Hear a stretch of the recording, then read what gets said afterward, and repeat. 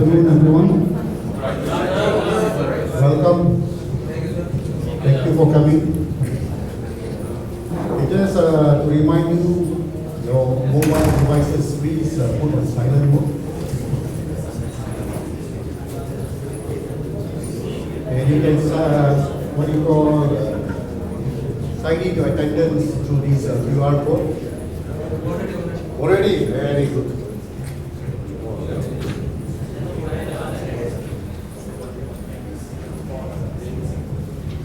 Okay, small announcement regarding emergency. No cargo work, not cargo. In case of emergency, right, if there is an alarm, we have no plan for any drill exercise this afternoon. So if there is any alarm, please remain calm, remain seated. We will advise you what to do. There are 3 exits. Here, 1, 2, 3. So we instruct you to leave this building. Please proceed calmly to assemble at T11 square. 11 square, right?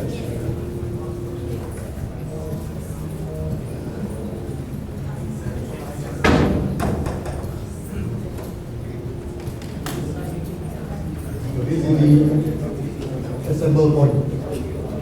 11 square.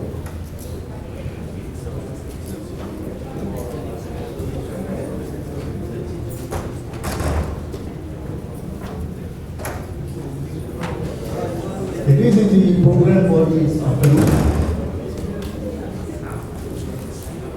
Between 4:30 to 5:30, we will have a talk on maritime sustainability and decarbonization. At 6 p.m.,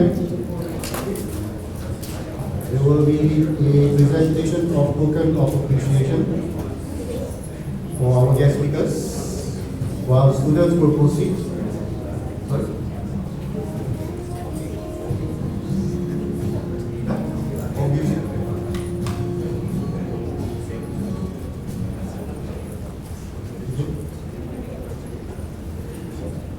And students shall proceed to T11 square for further activities to collect your food coupon and other so-called souvenirs. And we should end this program at around 7:30 p.m.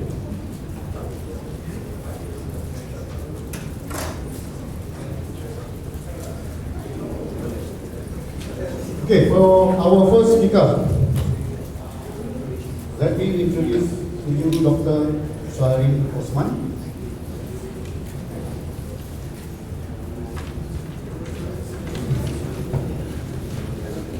Dr. Shahrin is the Regional Head of Maritime Advisory, Director of Maritime Decarbonization and Autonomy in Singapore and Asia-Pacific of DNV Maritime. DNV. You know that? DNV? Norske Veritas, the Norwegian Classification Society. Dr. Shahrin has more than 30 years of maritime industry experience, and he has been a frequent guest speakers and panelists at industry conferences, focusing on topics of maritime cluster, digitalisation, sustainability in maritime sector. In his current role in DNV, he is responsible for the maritime consulting business, R&D and innovation within the areas of digitalisation, decarbonization and ESG, sustainability in shipping. He is also taking an advisory role for digital startups and scale-up. Dr. Shahrin is currently the Director, Maritime Decarbonization and Autonomy Center of Excellence, located in Singapore.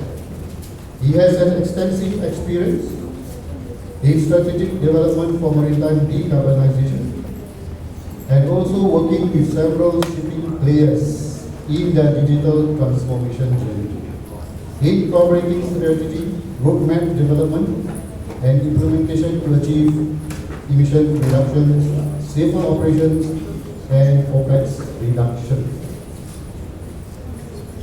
Dr. Shahrin is also the co-author of the influential Leading Maritime Capitals, LMC, of the World Series for 2017, 2019, and 2022 competition, working jointly with Maritime Economics in Oslo. In 2021, he was appointed as the Maritime Industry Advisory Council at Singapore Maritime Academy, and was appointed as a member of the Technical Advisory Panel for Singapore Maritime Institute. He has a doctorate degree with his research focused on industry cluster strategy and innovation ecosystem, and also having MSc, that is the Maritime Studies from NTU Singapore. Dr. Shahrin has also attended the executive program at IMD on leading digital business transformation and future technologies at University of California, Berkeley. So without further ado, let me call upon Dr. Shahrin, please.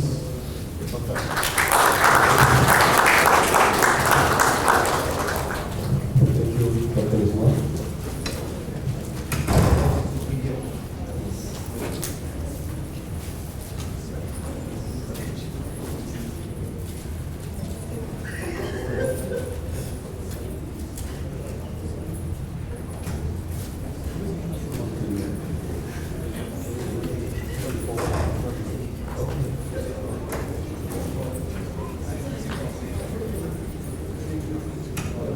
Good afternoon, everyone. I'm really glad being invited to speak, in this event. And I guess, of course, for the students, particularly digitalization, probably for you to determine in terms of what's the next step, right, with regards to your career, with regards to your plan. So I hope for today, I can give a bit of perspective about what's the latest development, I think, within the industry. And one of the key things, maybe I hope as a key takeaway, I think for all of you that whatever you have completed at, at S.E.A, let that be just, call it a foundation in terms of your continued education and journey.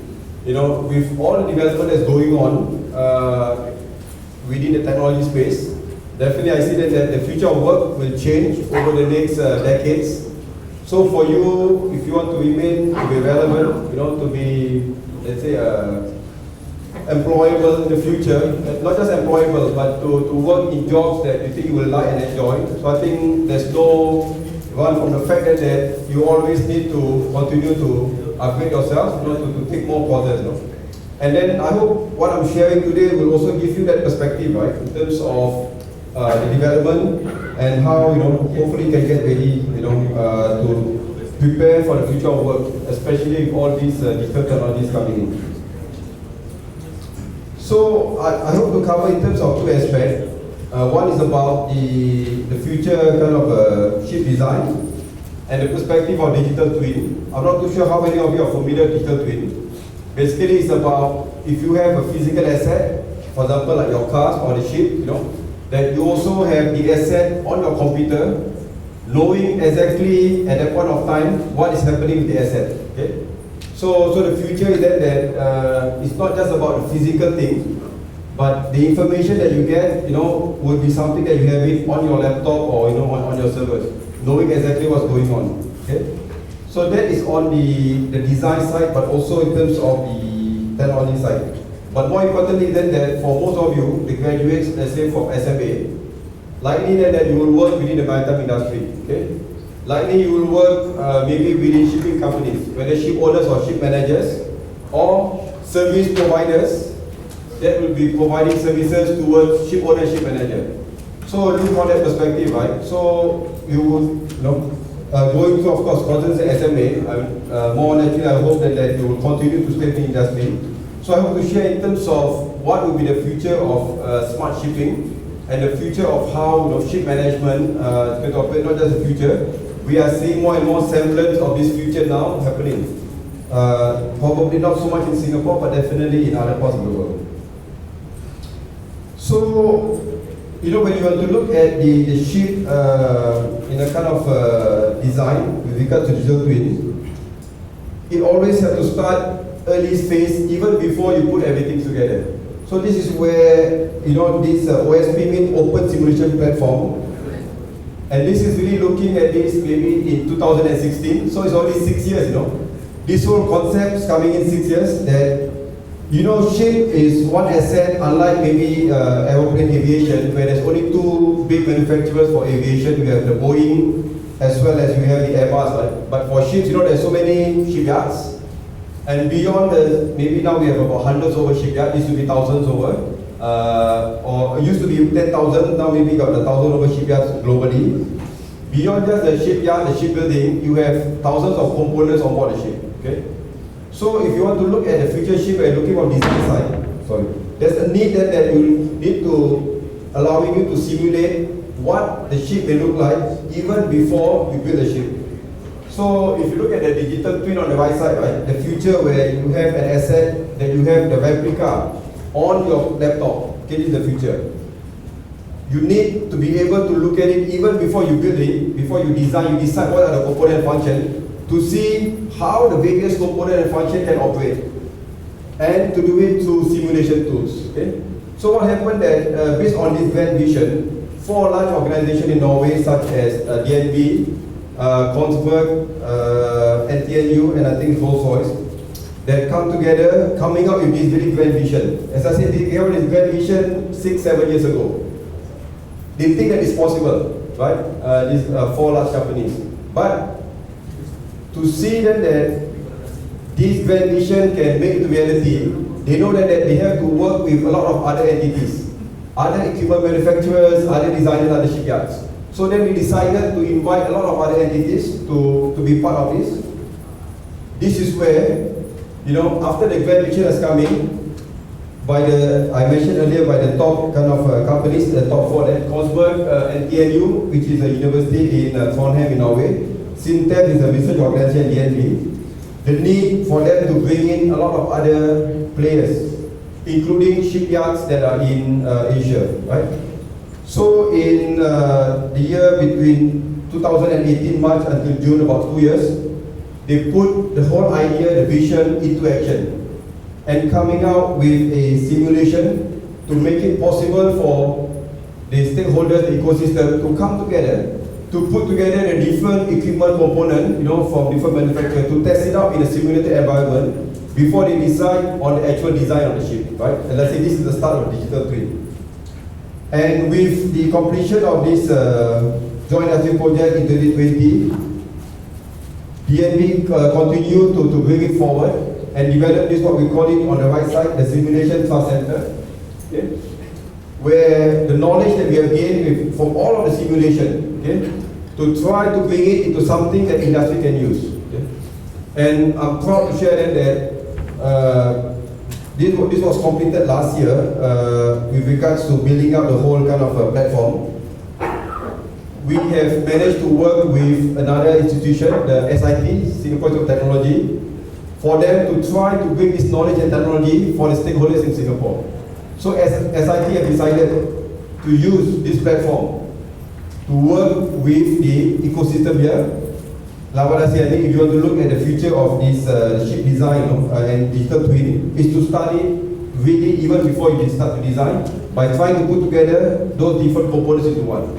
So hopefully within the next few weeks, you will hear more news in terms of how SIT intend to use this platform, this Simulation Center, for the students, for the researchers, as well as working with the industry stakeholders.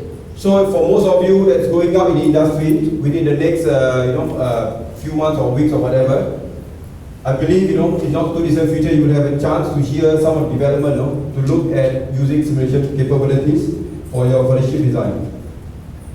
So now beyond looking at the ship design, right? Probably your background, whether marine engineering or nautical, you would not be working as a ship designer. But I was saying, probably be working more with, let's say, shipping companies or companies providing services. So this is where the second part of my presentation is about the future of shipping, especially with regards to using digital technologies. You may think that, you know, for ships, right, it sail out in the ocean, that it's get isolated, right? Especially, you know, if you're at home, you have your LAN, your Wi-Fi, you know, you can get access to everything. But ships, you know, out in the sea, they are isolated. But I think we come now to the stage where, if you heard about the Starlink, have you heard about Starlink? Anyone heard about Starlink? Okay, yep. Okay, Starlink is, you know, something that has been developed by Elon Musk. So Elon Musk, I think you heard about his name. You heard about Tesla. Okay, so Starlink is really putting in satellites in low orbital to be able to get people connected as good as you are in a wide area environment, like having a Wi-Fi on board the ship all of the time. So if you imagine that possibility, right? The ships are no more disconnected, you know. Anything on board the ship are connected as if they are working at home with Wi-Fi connectivity. That is what Starlink hoped to achieve by putting all of these low orbit satellites, allowing the connectivity on board the ship, you know. So whatever the equipment on board, whatever the people on board having access to internet, that is the idea. And I see now that they initially offer this to the land industry, but subsequently they offer this to the shipping industry, to other companies like Mali, and now more and more shipping companies are subscribing to Starlink. So then that if your perception is that going out in the sea gets you disconnected, those days, you know, are gradually changing. You know, you get connected as good as if you're at home. Okay? So and if you know it's at home, right, that you have all these Wi-Fi devices that, you know, sometimes even before you reach home, you are able to switch on your aircon, you are able to, you know, switch on, you know, your lights, things like that, right? It's only happening now. So how does it happen? Because of Wi-Fi capabilities, right? Connected. So similarly, the ships of the future, when they are connected, that is also possible. So think it that way. So it's possible because of I told you the satellite connection. It's possible because all of the new ships being delivered right now, I would say most of it, have sensors. So that is where you look at one here. The ship have sensors on board that they can collect data. And the ability to take that data into hosting to the shore. And I will cover later a bit about data analytics. You might hear about AI, machine learning. The ability then to take those data, going to analytics, okay?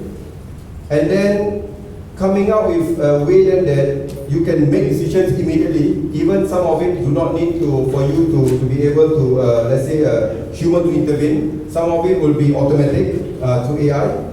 And then the ability then to connect from the ship to the shore, as well as from the ship to the authorities. For example, vessels before, maybe 3 days before they come to Singapore, all of the information is something that PSA or MPA can get access to. Okay? So this is where we are coming towards, you know, that aspect about the sharing of data and the data integration. And of course, to do this, you know, in a standardized way. So for example, DNV came up with this type of notation, we call it class notation. It's about class society coming up with guidelines and framework so that we can provide a document. The shipyard know exactly what needs to be done. But it's not just about the shipyard. You also need to deal with the server. From the server side, you will know what are the information required, as well as in terms of data flow from ship to shore. So the infrastructure to make it happen, you know, we got to standardize it. So this is where DNV from a class society perspective, making sure that we come up with something that industry can use. And more importantly, of course, cybersecurity. It needs to ensure that whatever you develop is cyber secure, that people from shore would not be able to hack, not be able to interfere. So this is putting the infrastructure in place to make it happen in a way that everyone in the ecosystem can invest into some similar standard. And this is where we see the future on ship management. Okay? Currently, if you know that how ship, and there's a difference between ship owners and ship managers, right? Ship owners are those entities, organizations that really own the asset, right? But the day-to-day ship management, they can give it to other third parties to manage the crew, to manage the maintenance of the ship. So, and Singapore is actually one of the world's largest ship management center outside Greece. The biggest is in Greece, of course, they have traditionally been called shipping, but MPA and the Singapore authorities have been so successful in attracting ship managers from all over the world.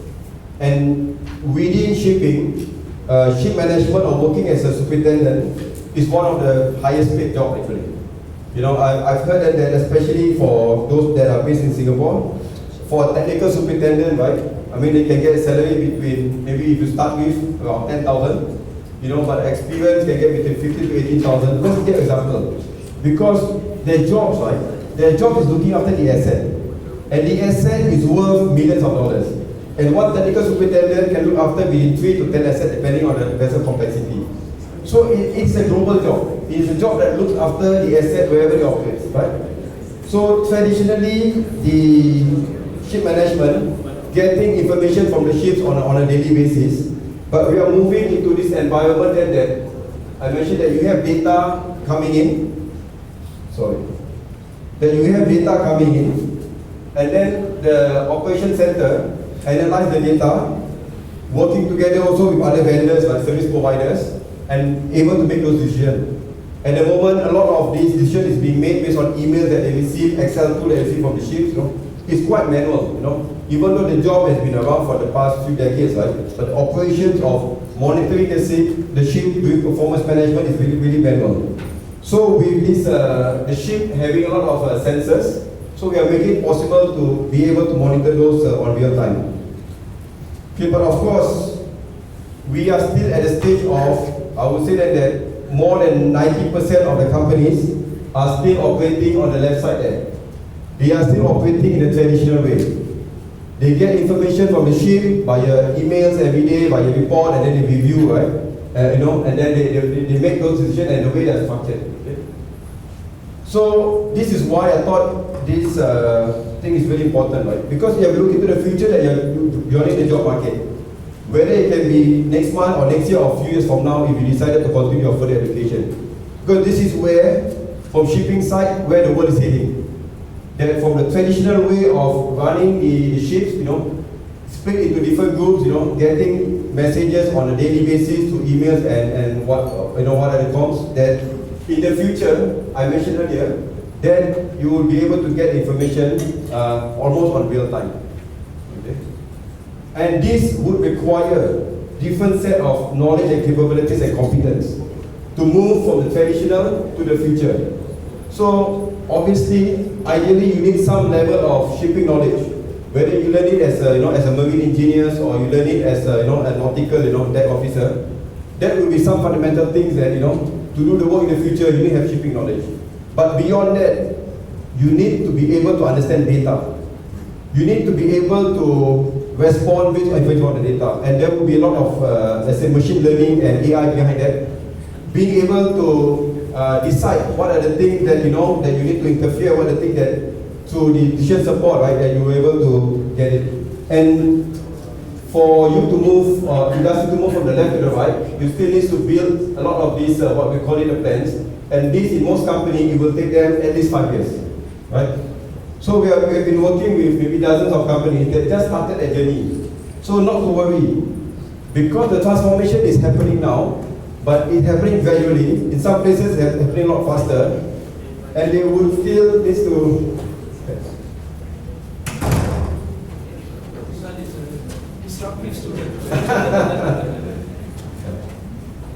That's good. Yeah, so as I said, not to worry, that's why I really enjoy talking to the young adults, talking to the students that are about to graduate or just graduate, right?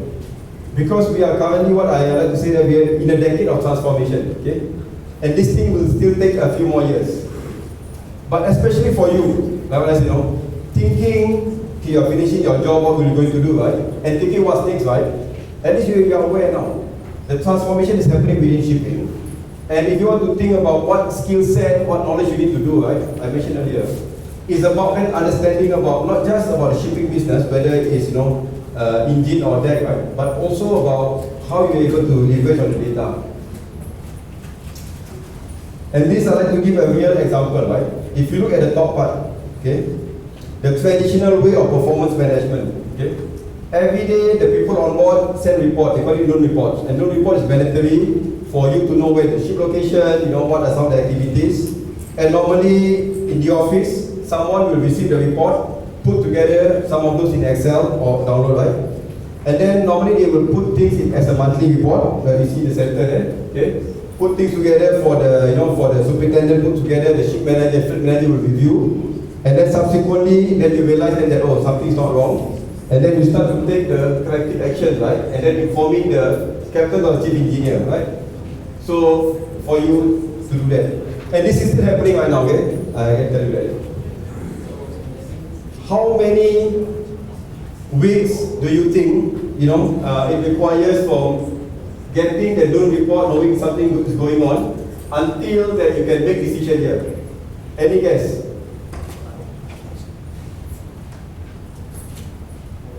Right? As I said, the report comes on a daily basis, right? And if you see there's something wrong there, based on the loan report, right?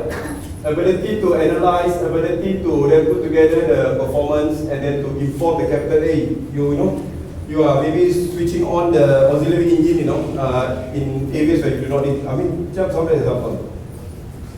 4 to 5 weeks. 4 to 5 weeks. Any other guess? 3 months. Who says 3 months?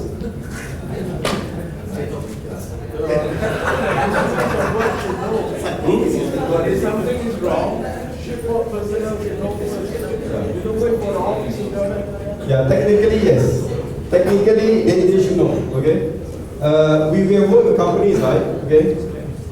It is not strange or surprising that it takes up to 3 months. From the, let's say, the operation on a daily basis, right, until corrective action being made. Of course, gentlemen you mentioned, right, they should know, right? Okay. So technically, yes, they should know because they are on board. Okay. So this is still happening right now. As I said, we are working companies, right? So of course, the idea is that this is suboptimal. For our industry, we cannot continue this way. Why? Because the subtopic here is about sustainability, right? About safety. Some of it you may compromise safety, but most of it you are running inefficiently. And when you are running inefficiently, there's waste, right? Waste whether on fuel, on other things, on lubricants. And when there's waste, then of course then you would have let's say more emissions. So it's also not relevant or not appropriate on such a basis that things are happening, but you can only take corrective action 2 or 3 months later. So we are now moving in terms of this environment. The only difference here that there is sensor data, I mentioned earlier. Ships now delivered from the shipyards, I would say majority of them have sensor data. And then there's ability for now the capabilities to analyze if you get sensor data almost on real time. So then that within the day itself, or within the hour itself, right? With the sensor data that you can then analyze something wrong. So immediately all of these people, could receive those alert or notification. Action is to be taken so that you are able to take this corrective action. And this is where the difference to real time. And this is where the world, the customers we talk to, they understood. This has to happen. But if I go back in terms of my previous slide, right, it will take years because there's so many things that you can do actually. It will take years for that to happen. And this is where my advice to you that as you look at your future, right, you could be part of those transformations. Okay? You could be part of, building up the capabilities so that, positioning for the future, that you are relevant. Okay? But that will not be possible if you just maintain your skill set. Okay? Whatever you learn from here. This would be, you have to look at it, whatever you learn now, adjust for your foundation. Okay? There's really a need for you to look at what other knowledge, that skill set that you need, so that you could position yourself, to be relevant for the future. And this is quite critical because I think Capt. Sali knows that we are on separate discussion now. The challenge about employing, let's say, technical superintendent in Singapore. Okay? Most of the technical superintendents are non-Singaporean. And it's quite difficult now to employ, to bring in non-Singaporean, let's say, to take up jobs here because of, various reasons. And it's also quite expensive actually. Because if you are a non-Singaporean, you come to work in Singapore, you need to have what they call it apartment to stay, right? And in the past 12 months or 18 months, the rental market in Singapore has gone down astronomically. So it means then that for these people to be, let's say, to be affordable or to continue working here, they need to have a much higher salary. And it's precisely because of the challenges to get and to maintain the superintendent. We know of companies that decided to set up ship management in Singapore. They have decided not to do that. Why? Because it's difficult to find, as I said, people to do the job, right? So, and then if you look at in terms of the future, right?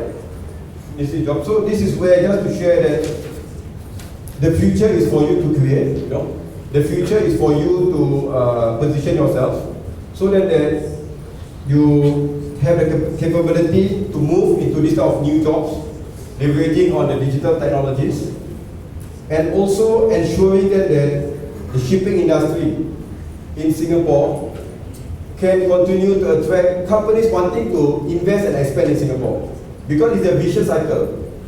If things are expensive here, for ship management, because you manage the ship globally, why you must set up in Singapore? You can always set up in India. You can set up in Philippines, you can set up in Norway, right? Elsewhere, other law force, right? But why they have been able to set up in Singapore is because of the ecosystem, right? So we still have the ecosystem here.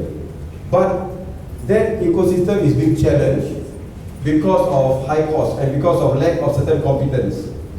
Okay?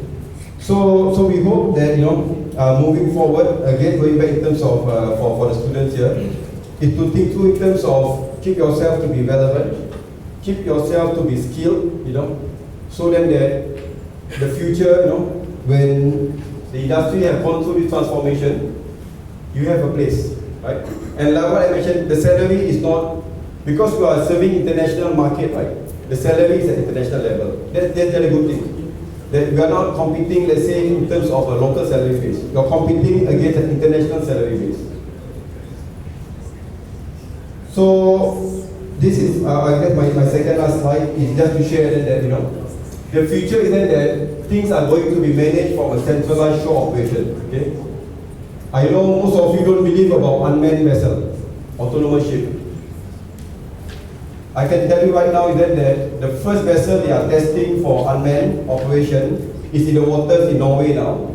They call Yara Biklen. And there's 2 other ships that are coming from ASCO, managed from a control center. Okay?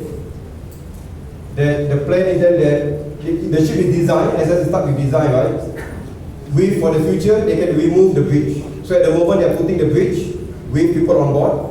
But the plan is that within 2 years, after they have tested everything run from a remote control center, they will pull out that bridge because it's a temporary bridge, so that the ship can be run unmanned. They're looking at 2 years from now. And this is a 120 TEU container ship. Of course, you can say that it runs within a short distance, maybe about 8 to 10 hours journey. But it's already happening, right? This is not to scare, because I don't think that in the next 2 decades that you have a lot of unmanned vessels out in the deep sea. But that is one extreme, right? But we are still at all of these other areas where still activities going to be run from a shore control center. So going back in terms of my advice, right? So what you need to do in a shore control center, of course, you need to have some marine knowledge background, but you need to have a lot of digital kind of capabilities and acumen, because you're digital native. So then when you look at managing things from shore, you are able to make full use of the competence that you have. And this is where I think from Singapore context, if we don't equip our future generation to be able to let's operate from shore control center, that to do things manually, then there's no reason for companies wanting to set up shop here or expand here. And this is already happening right now. When we were talking to one company wanting to invest here, they decided not to because of the shortage of, for example, technical superintendent. So looking at it as I think the future, then just be prepared for that perspective. So this is just to say that when we move with new fuels like ammonia, hydrogen, batteries, where there are battery fires right now, with on board, right, I think with methanol, we need to ensure then that it's going to be done in a safe way. So where DME comes in, and I'm glad to say then that we are also collaborating with S.E.A on our ammonia bunker safety study, which the study is about to complete now, to coming up with guidelines and procedures. Right? If we introduce ammonia as a new fuel, ammonia with toxicity, then it will be performed as safe as possible. As well as when we start to introduce some of these new digital technologies on board, where some of the work process may change, that is going to be performed in a safe way. As well as in the future, when you have things controlled from remote control center on shore, that we have the guidelines and environmental practice, making sure that this can happen in a safe way. So I think with that, I'll end my slide. Thank you.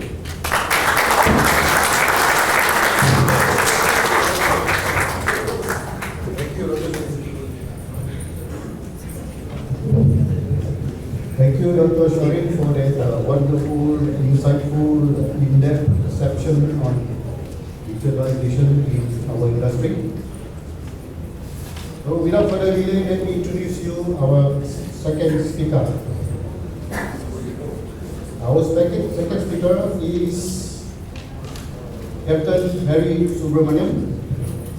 He is the Vice President of Nautical Institute Singapore, Regional Head of Business Relations, the Shipowners Club.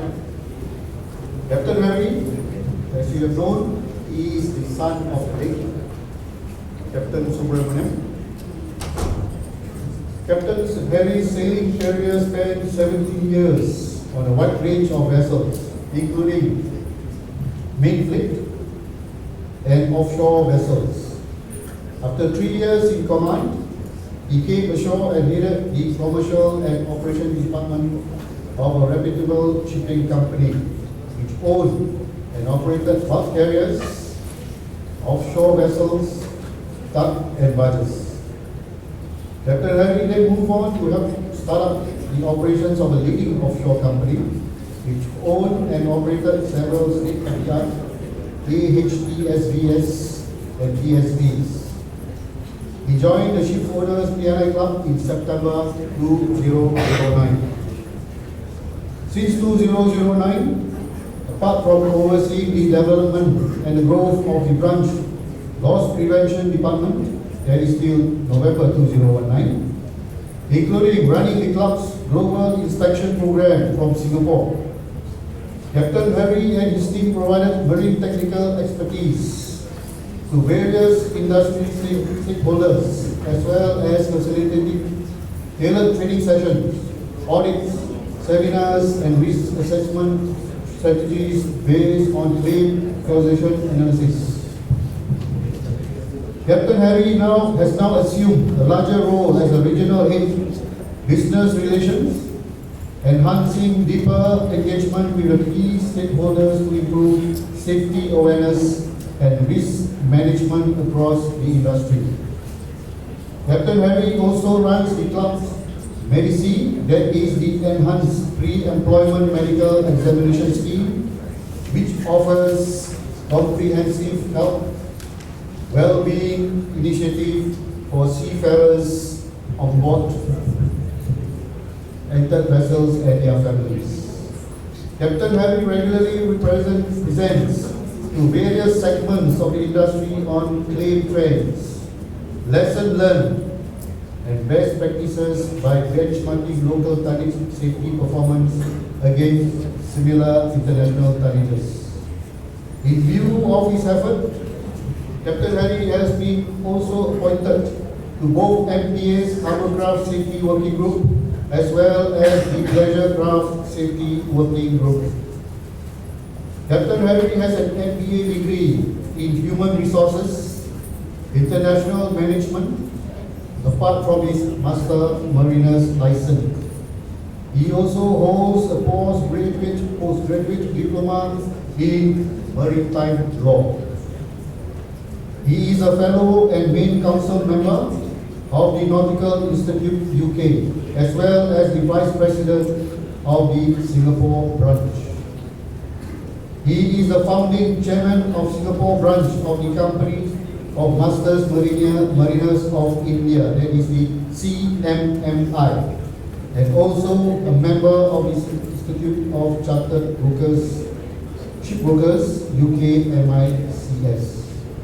In recognition of his efforts, Captain Harry was awarded the Outstanding Individual Contribution to Safety at Sea by MPA Singapore in December 2020. He continues to work closely with MPA and other regional flag administrations and shipping bodies towards improving the culture of shipping in the region. Without further delay, let me call upon Captain Harry, please.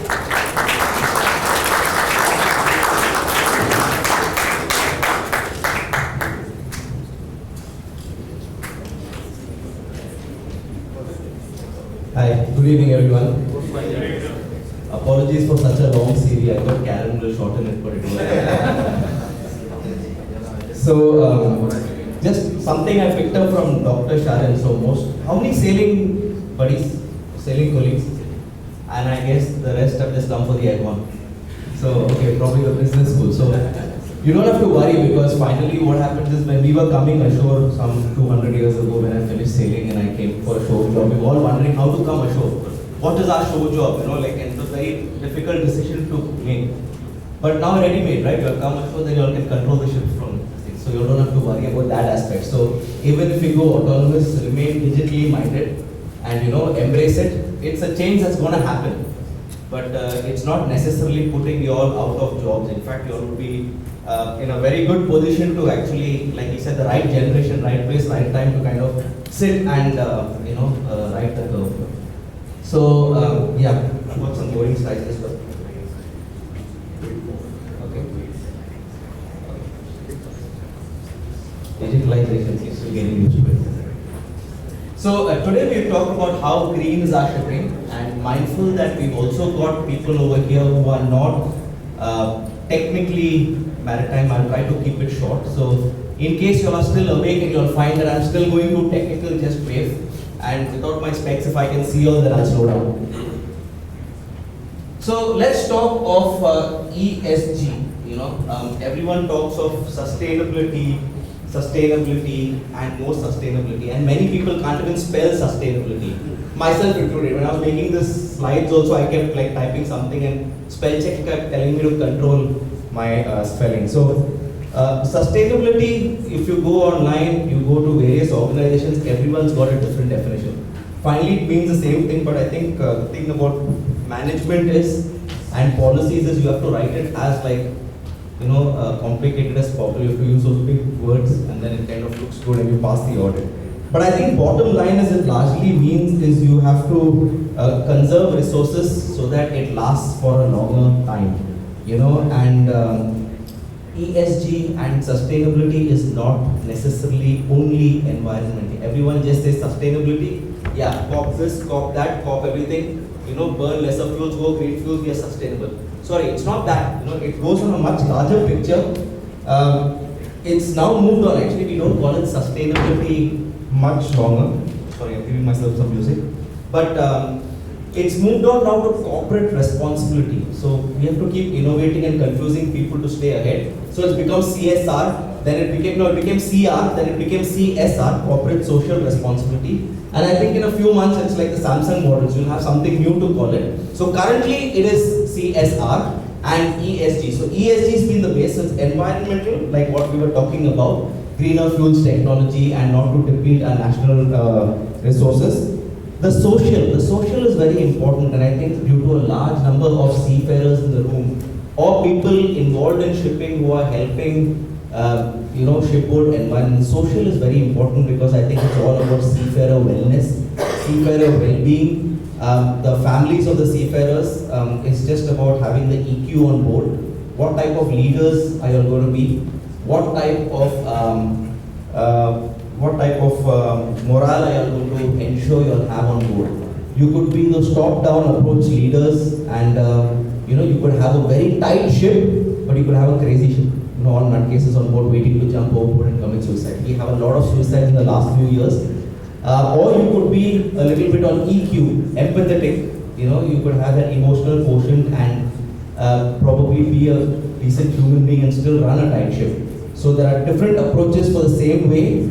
I trust that you all would probably take a more broader view and empathetic approach, because if you pressurize people on board so much, as it is, I think seafarers right now have called out regarding the necessity for well-being and we need to improve this thing. But there's also a shortage of people going out to sea, and that's become even worse after the pandemic. So a lot of people were on board. They were complaining, we are on board, we can't go back to our family and spend time with them during the pandemic. Fine, but your meter was down, you were still getting salary at home. There were a lot of people who were ashore, and our sailing lives, when you're on board you earn money, when you're ashore, there, it's just draining your resources. So there were a lot of people who were ashore for over 6 or 8 months, money getting over, can't put food on the table, can't pay school fees. Yeah, they were all digital, but the school was still taking fees. So people could not earn money, and a lot of them went to alternate profession.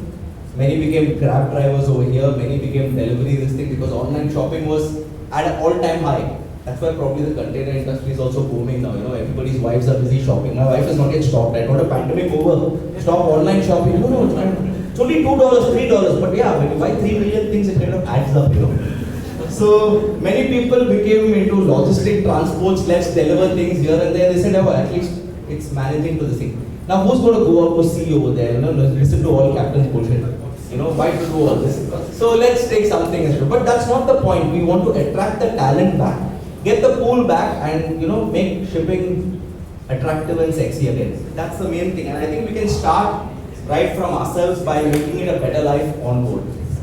So that's it. And governance, of course, is the boring part. Governance is something in another few years when you all start occupying important positions ashore. Not necessarily in the control stations. You could still go into places. Maybe you all could be sitting in the IMO, or maybe you could be at top jobs where you all are making policy. Where you all are making rules which affects people's life, which affects the government. Nowadays, we are talking of COP26, COP27, and suddenly America's come and said that by 2030 we'll make all our cars electric. Yeah, but okay, fine. You said you'll do this, but right now you're having an energy crisis, in the US. So charge with what? The most important thing is for this you need to have renewable energy. There's no point burning down forests to make electric cars. It kind of defeats the purpose. You're like taking it from the frying pan into the fire.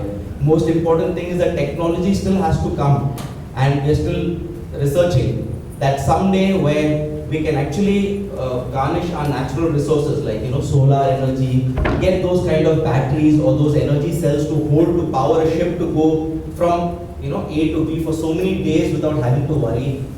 These are the things, these are the challenges. So I think one step at a time, we're getting there slowly and steadily. I think sooner or later we just hear that Elon Musk is before going bankrupt, and all his rubbish he puts on Twitter and kind of shooting himself in the foot.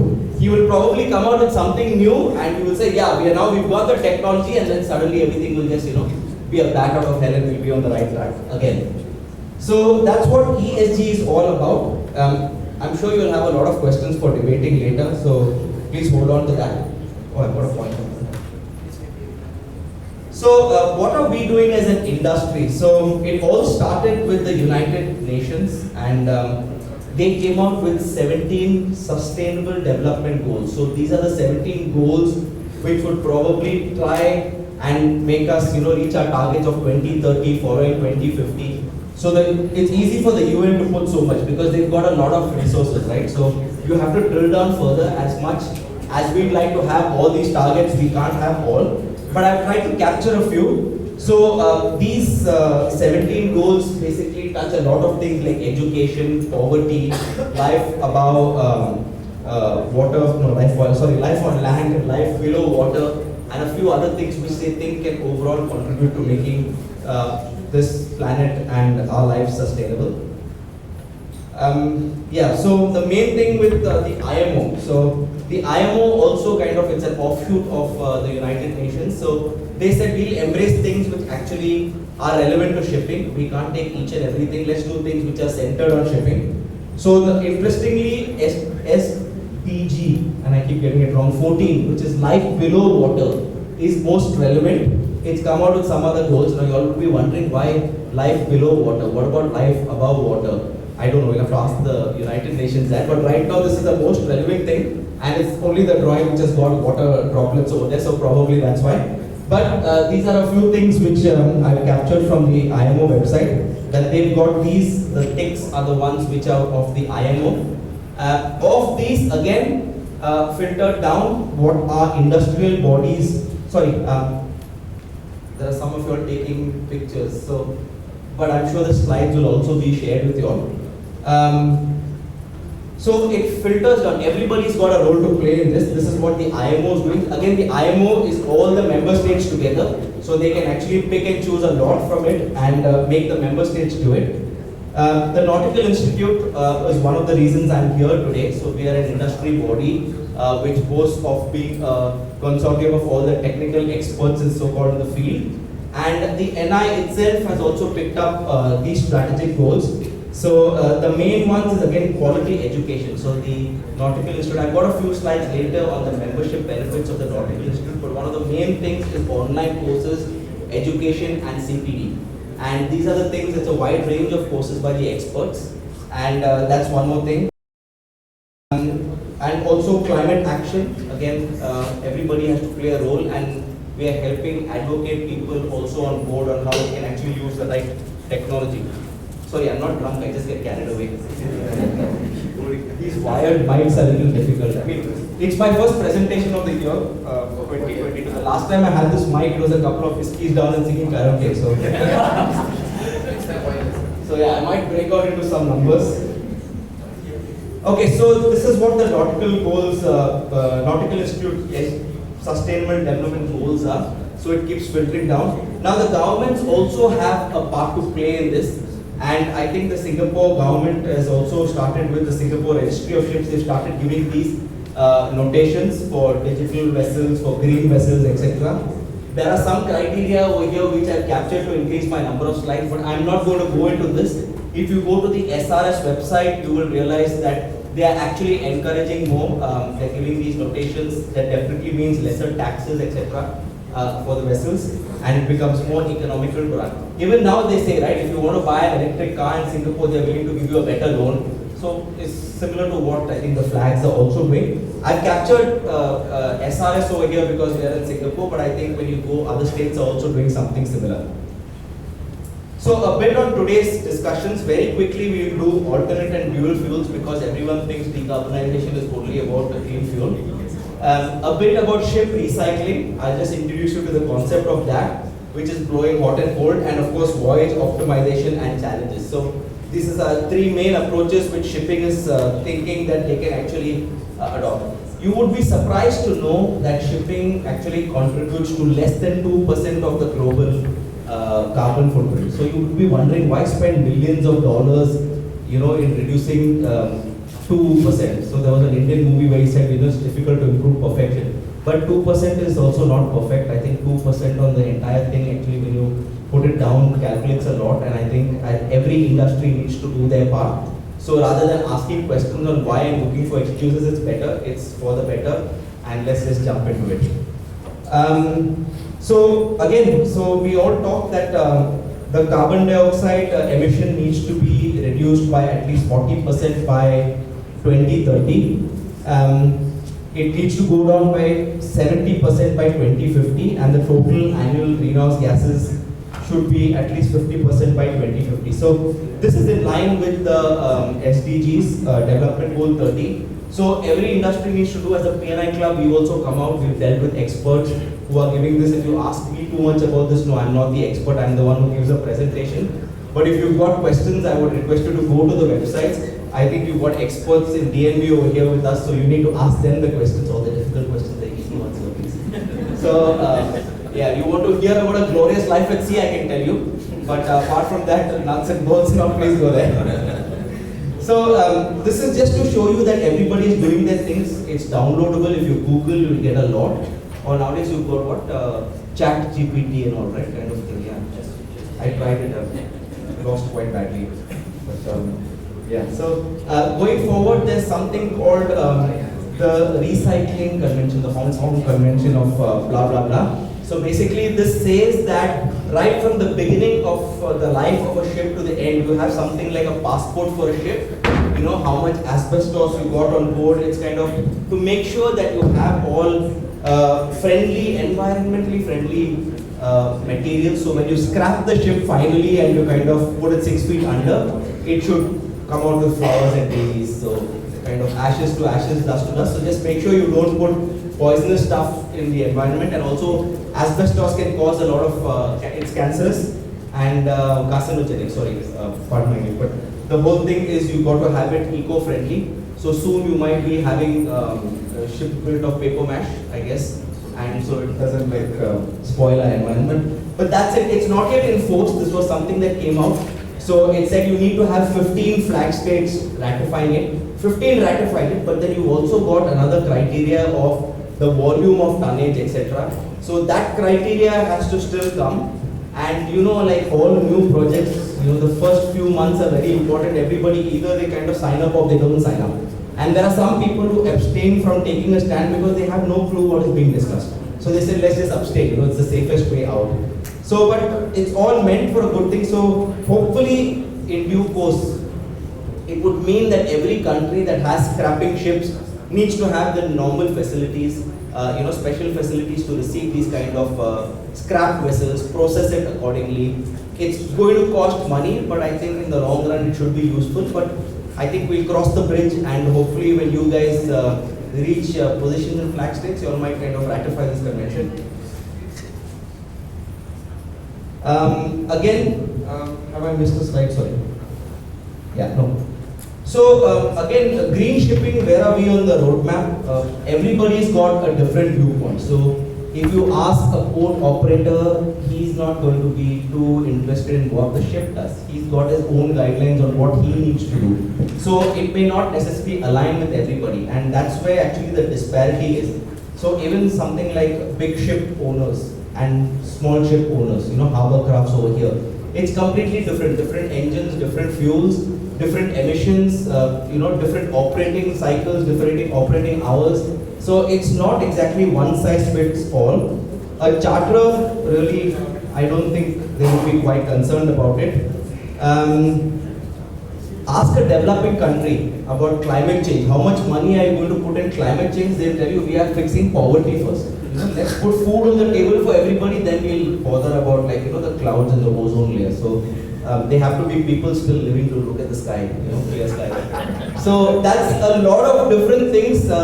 There are a lot of European nations who are driving this because probably they don't have a poverty issue or an education issue to sort out. Luckily, the 17 SDGs have got poverty over there, so people can say we are still driving it. We don't necessarily have to spearhead decarbonization. We can do the other things first.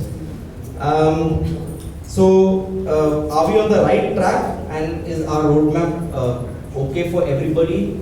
There's still some misalignment. I think people are still coming on board. It's a mindset change. For small operators to implement things like this is going to be a huge cost. And then it can make their entire venture, their family business of shipping, not profitable. And nobody wants to pay out of their pocket, right? I mean, we still got our lives to lead and our stomachs to feed. So that's a big point. Again, is the R&D available? It's not just simply just Googling, you know, or asking ChatGPT, you know, how to become sustainable. It's not as simple as that because everybody's tonnage is different. So what plan are you going to adopt? It all depends on what. It's not like, you know, earlier when ISM first came out, yeah, I was there when ISM first came out. I'm not that old. But when I was sailing, kind of, we were pre-ISM days and then, you know, we were implementing ISM. So that's a long time ago still. But what people used to do is they used to copy one company's procedures and just change the name of the company and say, oh, I've got my procedures. And this guy is running container ships and, you know, you've got container procedures for a time zone. It's happened also. So it's not like you can actually Maersk can, you know, say, oh, Maersk Tankers has developed this new, you know, roadmap. And then next you'll find MSC and Celebrity Cruises trying to implement that. It won't work because it's completely different. So it's something which everybody needs to undertake at their own level. It's actually quite expensive. It's not exactly what your CPF would fund. It's a couple of trillions of dollars. It's there. So small operators won't. ICS and its partners also said, let's set up a fund for the smaller owners. But what we do is we charge the operators by bunker. So every ton of bunker, we'll take out so much and put it in the fund. But then the bunker operators and all said, no, sorry, this is not for us. Why should we pay for the whole thing ourselves? So there's a little bit of tug and war, and finally it was supposed to come into force in 2023. And voila, we are in 2023 and people are still in the tug of war. So again, hopefully things like this will bring things out in the open. So I think the takeaway from this is basically everybody needs to align. Before that, I mean, the charters also came out. BIMCO came out with this just-in-time clause, and they said, okay, so this enabled you to put it in the charter party. It enabled you to do slow steaming, so you really don't have to go zip to a port, anchor, and wait. You can actually do slow steaming. You can conserve fuel. You can save the planet likewise, and you can this thing. But it's not really sunk in very well. People are trying to use it. But it isn't. It's all about voyage optimization. But try telling that to the container industry. Now container vessels are like booming because, like I said, our wives are still shopping online, and they're just like at breakneck speed. They have to go from place to place. They've got a very tight schedule. So voyage optimization doesn't work with that industry. Then you go to hovercrafts, like I told you. I went to that Smart Marine Network I think a couple of months ago, and we had GCMD also on the panel over there. Nobody from GCMD here. Okay. So I asked an uncomfortable question, and I don't think I'm on Sanjay Kutan's Christmas list anymore, because they had paired up with guard, and they are dealing with a lot of research for the big ships. So I said, what about the small ships?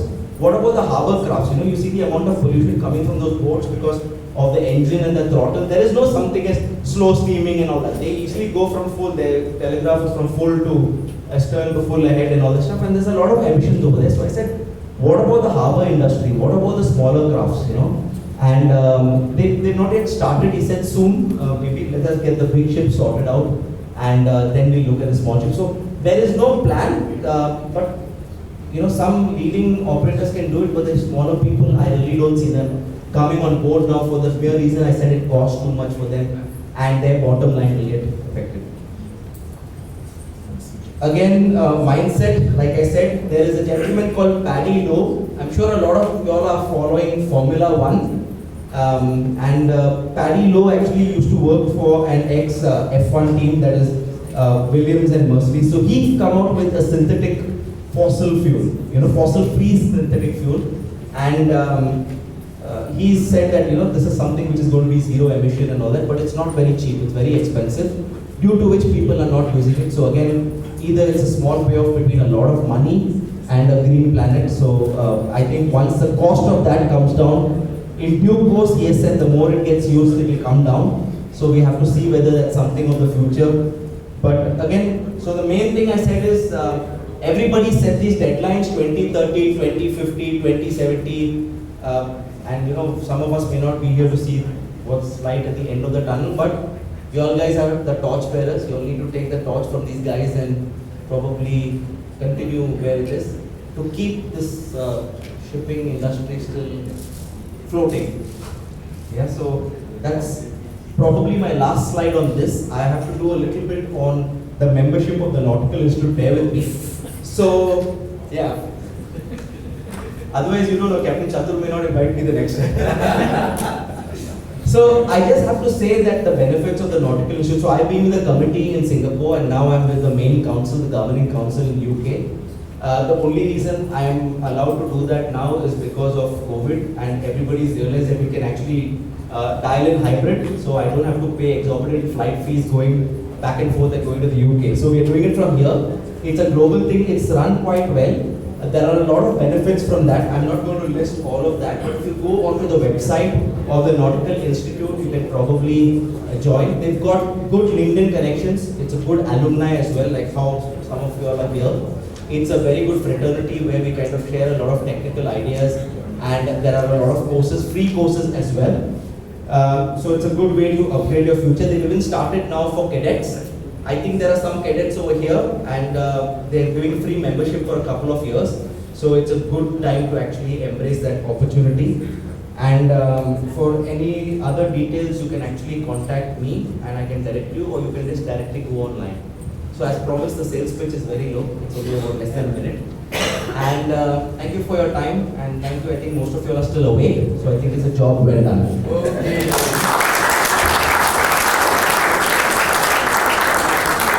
Yes, sir. Thank you.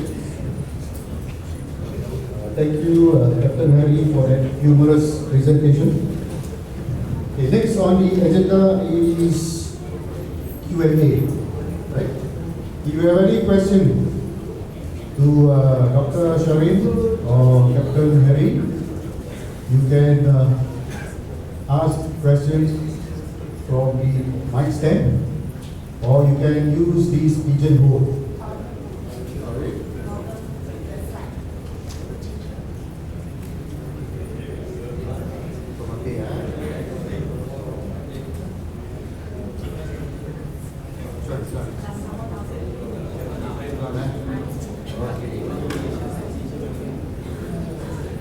Okay, for those who want to remain anonymous, you can scan this QR code and post your question. Any questions, welcome. All questions are welcome.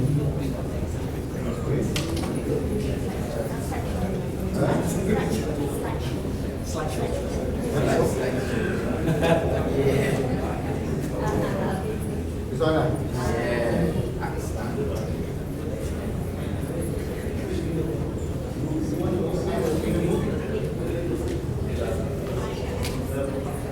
anyone? Please, COC students, I know you have plenty of them.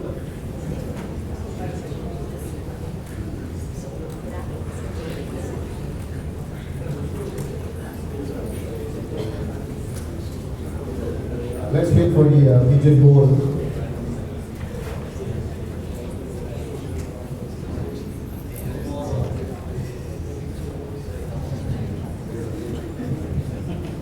Can I call upon Dr. Shahrin and Captain Harry? Unfortunately, we don't have high chair for your comfort. We can only provide that. And we have to be within range of these camera settings.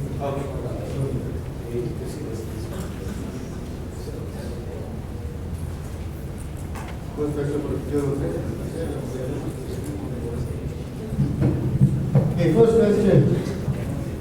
Of the pigeonhole. I think this is meant for Dr. Shahrin. Question says, how many years before we see an autonomous ship? Thank you. The one I mentioned earlier, the first vessel, Java Picklen, that's going to be managed by Masterly. Masterly is a joint venture between Kongsberg and Wilhelmsen. This is the very first autonomous ship management company, joint venture. So the vessel itself is already in the waters, right? Like what I say, so they are now deploying the bridge, personnel on board, so that just like autonomous cars or buses in Singapore. I mean, you have it in NTU. So you're still having a driver, even though the buses could be operating, autonomous, right? So same being applied in Norway. They want to see that it's being done safely, and the plan is then that within 2 years, they will pull out the bridge, so there's no more bridge on board. So that means there's no more a place for the deck officer, right, to be on board to monitor. So that's the plan. The first ship, Java Vikland, the next 2 vessels for another company in Norway, ASKO. The 2 ships have been built, and then now I think they're going to vessel fitting in Norway. So there will be 2 more ships, so there will be, by maybe 3 years from now or 4 years from now, there will be maybe a handful of vessels that's going to be monitored remotely and unmanned on board. If you want to look at deep sea, I think going to be decades from now. So I think we'll start first with the start of a coastal. Probably the next one, some of the EU projects are looking at regional feeders. For example, from Copenhagen to Gothenburg, for example, or from Oslo to Copenhagen. Those type of regional feeders. So it's coming definitely, but for deep sea it will take a while. Okay, I hope that does answer your question. Next question, I move on to Captain Harry. Okay. The question is, what's the new generation of autonomy fuel? There are still lots. I mean, everybody is using a different. Some you have methanol ships. We've not yet gone into hydrogen because the technology is not there. But ammonia is something which people are still using as a more economic fuels. LNG is people like to refer to it as the fuel of the future, but it's a fuel of the short future. You can't use LNG so much because I think LNG also there is slip and there is methane slip actually when harvesting LNG and using it. So it's not exactly the future. The end game is most probably electric. That is renewable electric. So if you can kind of harness different kind of. I saw something on LinkedIn today. And they have something like a floating pontoon. It was like one big dragon, and it was floating, and as and when it was a center spine floating with magnets around it, and this was generating electricity. And I said, oh, I'm going for something today, so let's bear that in mind. But this is what renewable energy is, like the ocean currents. You're directly using that to generate electricity, and it's not just generating electricity, it's storing it and continuously using it. You can't say only solar, you'll have a cloudy day and like you're stranded. So you need to have enough of that technology. So there are 3-4 avenues right now. People are moving away from oil, but still the Qataris are looking to buy football clubs like Man United. I don't know how. So yeah, we're there. We're getting there slowly. It's again small steps. Everyone's like testing the water. There are different avenues, and I think soon we will have a lot more. But there are a couple of alternates, like I've said. This is not all-encompassing. People are still using HVO, which is hydrogenated vegetable oil, also kind of as fuel. So there is still a lot of different types of fuel in test. I hope that answers your question, but I don't have a definite answer. Thank you, Captain Harry. On a similar note, there is a question directed to DNV. What is DNV's stance on the future use of ammonia as marine fuel, given that it is a carrier hydrogen? Yeah, if you look at the future, I think we got to look at it from, I think the transition is what we call it low carbon fuel. The end game hopefully call it zero carbon fuel. So just to add what Captain Harry discussed, that we look at green ammonia as a potential for this zero carbon fuel, because green ammonia has higher energy density, and if you produce it from green hydrogen, from green electrons, then it's totally green compared to green methanol, where there's an element of carbon that you need to capture from carbon capture. And of course, for electrification, that will be possible for hovercraft and for feeders for short sea. But potentially for deep sea, there's going to be a challenge due to the capacity of the energy storage system. But so this is an overview. But back to ammonia. Ammonia have a challenge because of its toxicity, and it can be fatal. So that is why there's a lot of studies going on, and one of the studies is being done in Singapore, funded by the Global Center for Maritime Decarbonization, to look at the safety of ammonia bunkering in Singapore. There will be more news coming up during the Singapore Maritime Week, where the report that we are doing together with S.E.A as well as with this Subramaniam will be out during the Singapore Maritime Week, the full report. So watch the space. I think where we're going to share more information. So as of now, because I've signed confidentiality CMD, that we can't share very much, but definitely when we want to introduce new fuel, previously was LNG, we got to look at safety. Similarly, whether it's ammonia or whether it's hydrogen, I think safety has to be core. Any fuel has a safety consideration, including ammonia, including batteries, right? So I think it's something that from technology side, we also got to look at more aspects to make sure that when it's being introduced, ammonia as marine fuel, that it can be operated as safe as possible. Okay, thank you, sir. So we have the last 5 minutes. We have to stop at 5:50. because PCO waiting for us.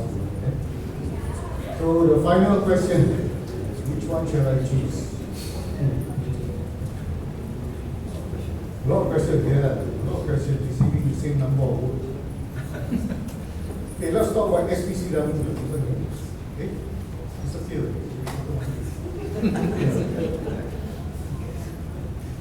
Someone asked about SPCW. What will be the new standard on seafarer training in SPCW to meet autonomous requirements?